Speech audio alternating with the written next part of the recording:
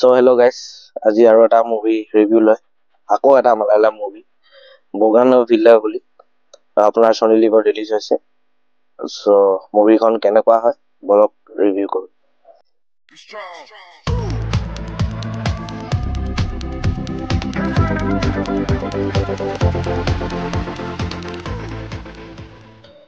মুভিটোৰ run time হয় 2 hours 16 minutes দেই।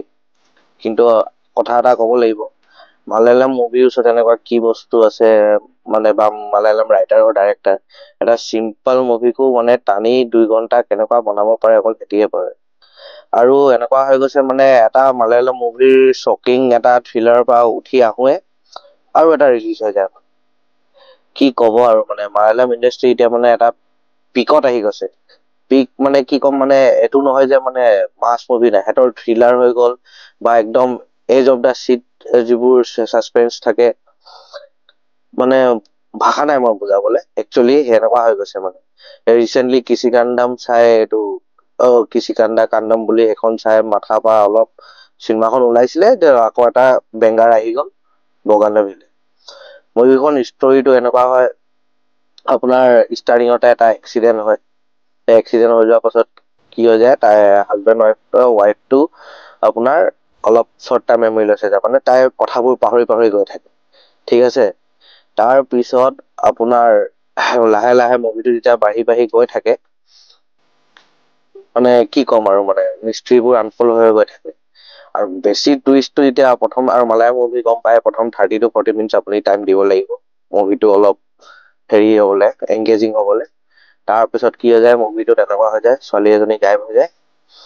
তাৰপিছত পুলিচ আহে, পুলিচ মানে আমাৰ ফাৱাদ ফাচিল, তাৰ এন্ট্ৰি হয়। তাৰ পাছৰ পৰা মুভিটো মিষ্ট্ৰি শেষেই নহয়, এটা পাছত এটা, এটা পাছত এটা, এটা পাছত এটা। এই মানে আপুনি যে মিষ্ট্ৰি বক্সবোৰ যে থাকে, যে বক্সটো যিমান খুলি গৈ থাকিব ভিতৰত আৰু কি ছাৰপ্ৰাইজ আছে বা কি ওলাব, যে এই মুভিখন সেনেকুৱাই মানে মিষ্ট্ৰি বক্সৰ নিচিনা খুলি খুলি খুলি খুলি খুলি খুলি গৈ গৈ 2 hours 16 minutes একদম লাষ্টৰ ক্লাইমেক্সত আপোনাৰ মাথা বেয়া কৰি দিব। মানে মুভি বনাব লাগে ন এনেকুৱা মুভি, আপুনি একো প্ৰেডিক্ট কৰিব নোৱাৰে মানে কি হৈ আছে, কেলে হৈ আছে, কোনে কৰি আছে মুভিখন এখন। আৰু ইয়াত যোনটো মেইন লিড এক্ট্ৰেছ হয় জ্যোতি মায়েৰ বুলি, তাই এক্টিংটো মানে কি ক'ম, মানে পাগলা হৈ যাব। তাই এক্টিং মানে এনেকুৱা নালাগে যে মুভি এখন চাই আছো, আপুনি একদম কেৰেক্টাৰত সোমাই যাব। এইবোৰ কয় মানে এটা কি ক'ম, এক্টাৰ এক্ট্ৰেছ এইবোৰ কয়। আৰু যোনটো মানে জ্যোতিৰ্ময় যোনটো তাৰ হাজবেণ্ডৰ পৱন বুলি, এইটো গম পায় এটা থ্ৰিলাৰৰ মাষ্টাৰ এক্টাৰ হয়, বহুত তাৰ থ্ৰিলাৰ মুভি আছে। ত মানে ইয়াত এই চিনেমাটো চবৰ যদি আপুনি পাৰফৰ্মেঞ্চটো চাব যাব ন, চবৰে পাৰফৰ্মেঞ্চ টপ নচ। ষ্টৰিটো নহয় একদম ডাইৰেক্ট হিষ্ট্ৰী বক্স। আৰু এনেকুৱা নহয় যে মুভিখন আপুনি প্ৰথমে বোলে চাই মেলি আধা ঘন্টা মানে কি দেখাই আছে, কি পাহৰি গৈছে বা মনত পেলাই আছে এনেকা ভাবি যদি এৰি দিয়ে, ত আপুনি বহুত মানে এটা ভাল মুভি এটা মিছ কৰি দিব।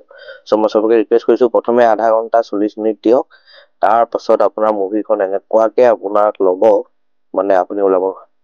চ' ভিডিঅ'টো মই এইমানতে সামৰিলো।